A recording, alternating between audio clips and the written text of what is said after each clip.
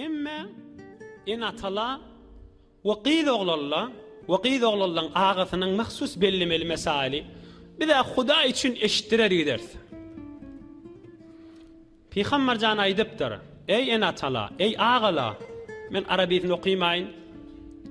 Her vakt sizin biriğinizden gıydığınızdan çüreyim, ballığınızdan çüreyim, balığı olan olsa, ona da hastagar gelse, bir kudoluğa gelse, şonda iki adı bağ olsa damadın, biri diyanatı, dini bağ olsa, namazın edip bağ olsa, ve biri de amanatına qaim olsa, yani ahlakı qovi, bir qıydığını korkman tafşırsan bolacak, bilip durup şona zulma edecek değil.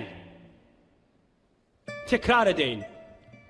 Din diyanatı bağ olsa, mesela bir hukuk begir değilmiştik yönü, din diyanatı bağ olsa, mınne vezden deyiptir Peygamber, gelene verin diyene, amanatını vezden, şıladan qıydığını, ballığını, korkman tafşırsan bolacak. Emin adam, anamlı adam, her kimden sorağında şey diye.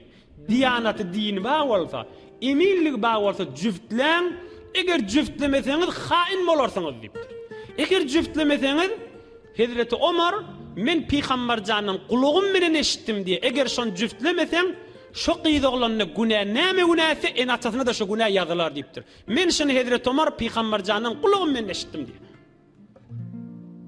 Yok falan, men beytçekka, sen beytçekka diýmäge en atalı, beter hakkın yoktur ha.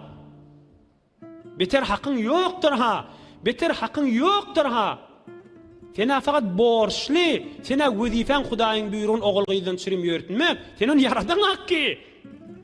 Hulasa şu zamanla tutmasa da kıyamatda yakalar tutar. Nämen izdivajym giýjä goýdyň, näme dip men bermediň dip. Tutar, tutanda da qatı tutar. Enem dip de rahmet ederim kadime aylin.